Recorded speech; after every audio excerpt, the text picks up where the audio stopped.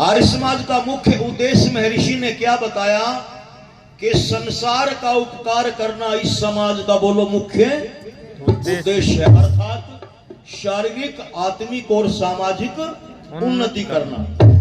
आर्य समाज में जो लोग दीक्षित हो गए हैं उनका जीवन धन्य हो गया है। आर्य समाज दुनिया के लोगों को जीवन जीने की कला सिखाता है। आर्य समाज ऋषि दयानंद के माध्यम से बताता है कि ईश्वर क्या है, धर्म क्या है, आत्मा क्या है, परमात्मा क्या है, प्रकृति क्या है, आर्ष ग्रंथ कौन से हैं, अनार्ष ग्रंथ कौन से हैं, सच्ची मूर्ति पूजा क्या है, श्राद्ध क्या है, पितृ क्या है, तर्पण क्या है। इन सारी बातों को आर्य समाज के मंच के माध्यम से आपको पता लगता है। पर पता नहीं कुछ लोग इतने बावड़े हो रहे हैं, लोग यूं कहते सुने हमने ये आर्य समाजी जो है ना ये तो खंडन मंडन करें, और कोइयों को तो आर्य समाज से इतनी एलर्जी हो रही। किसी गांव में आर्य समाज का प्रचार कम है ना और उपदेशक चले जा, सारे गांव में रुका पड़ेगा, आर्य आगे, आर्य आगे, आर्य आगे, चलो भेड़िया न पड़ा कोई। आर्य समाज का प्रचार गांव में था नहीं। एक बुढ़िया का माता, वो 4 लड़के थे, उनमें एक आर्य समाजी बन गया। हम चले गए, मैंने कहा माता जी नमस्ते। बोली भाई आजा, राम राम। सुना माता जी ठीक ठाक? बोली हाँ बढ़िया भाई। मखा माता जी मैं बुढ़ा जीवे था। बोली हाँ भाई जीवे है। मखा बच्चे कितने हैं? अब छोरे तो इसका 4 थे। 4 हैं मतलब 4 के होते हुए न्यू। बोली बेटा थे तो 4 ही तो 3 रह रहे हैं। मगा के बात एक मर गया। बोली ना मरिया तो कोनी। मखा फिर किते विदेश चला गया। बोली ना विदेश भी कोनी है भी गांव में। मखा फिर 4 में तो 3 क्यों बता रही है, चौथा कित गया? नहीं बोली वो आर्य समाजी बन गया। यानी आर्य समाजी बनते ही बुढ़िया ने वो मर्याय मान लिया। ऐसी लोगों की प्रवृत्ति हो रही उस संस्था के विषय में जिसने इस देश को आजादी दिलाई, धर्म की व्याख्या बताई। पर क्या समझाओ लोगों को? ये थोड़े से उपदेशक बचे हैं भारत देश में, सुनो कान खोल के नसोपुर के लोगों। थोड़े से सन्यासी आर्य समाज के, थोड़े से शास्त्री आचार्य, भजनोपदेशक, भजनोपदेशिका उपदेशक, थोड़े से ही हैं, उंगलियों पकड़ लो।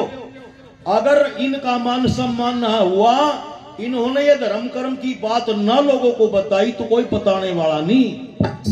धर्म गुरु बहुत हैं, भागवत की कथा बहुत हो रही, पुराणों की कथा देश में बहुत होती है, पर धर्म और ईश्वर की व्याख्या आपको कोई बताने वाला नहीं है। मैं तो कई बार सोचा करूं, चिंता में रहा करूं, ये थोड़े से उपदेशक इस काम न छोड़ के प्रचार में अपने घर बैठ गया किसी कारण से, तो फिर क्या हाल होगा समाज का? फिर तो माताओं वो हाल हो जाएगा। 2 मिनट की बात, फिर अगला भजन। एक छोरा ससुराल चला गया, अंधेरे हुई, लेट हो गया। अब ससुराल में गया और सारा कुनबा इसके ससुरालिया का वो जा रहा था कि बार ब्याह में घरा इसकी सासू कती एकली पाई। जाकर नमस्ते करी, सासू ने सिर पुचकारा, बेटा सोना राजी खुशी, सब राजी खुशी, माता पिता बढ़िया, गांव में बढ़िया। अब सांझ का टाइम हो रहा, 8-9 का टाइम। बुढ़िया के माथी में त्योड़ी और पड़ गई बेटी उन्हें देख के। कई माताएं बहुत बढ़िया, पर कई दंता सिंगी भी होया करे इनमें। अब इसने सोची खाना के बनाऊं इस खातर, ना हलवा बनाया, ना खीर, ना घी मीठा। तो फेरे की 4 रोटी धरी थी बासी, वे धर लाई थाली में। 2 गंठे धर दिए बिना छूले और 2 लंबी लंबी लाल मिर्च। यू सोता धर के बटे हुआ का थाली सरकार दी, बेटा रोटी खा ले।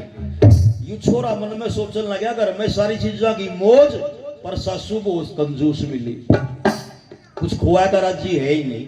पर भूख लग रही थी, मनसा मार कर खाना शुरू कर दिया। रोटी का टुकड़ा मुंह में डाला, सोचा प्याज से खा ले। प्याज में बुड़क मारी, घना चरचरा था, भाई का मुंह जल गया। सोचा भाई ये तो बहुत तीखा है, चल मिर्च से खा ले। मिर्च से रोटी खाई तो वह और ज्यादा तीखी, और घना मुंह जल गया। आंखों में पानी आया, नाक में भी पानी आया। जब आंखों में पानी आया, बुढ़िया ने देखा, सिर पे दोनों हाथ धर कर बोली, बेटा की बात घर तय आया है ना? बोले हाँ घर तय आया। भाई तेरे माँ बाप तो ठीक ठाक हैं? यू बोले हाँ बिल्कुल ठीक है, रिश्तेदारी में गांव सब ठीक है, कति गांव में भी ठीक। बोली बेटा फिर एक बात बता, जब सारा सौदा ठीक है तू रोटी खांदा हो यार, रोवे क्यों है? आंख्या में पानी आ रहा, गंठार लाल मिर्च खानता है, या न्यू पूछे तू रोटी खांदा यार रोवे क्यों है? यू छोरा न्यू बोला माता जी मैं न्यू रो हूं, जब तू मर जाएगी से फल फ्रूट कौन खुआओगा मन?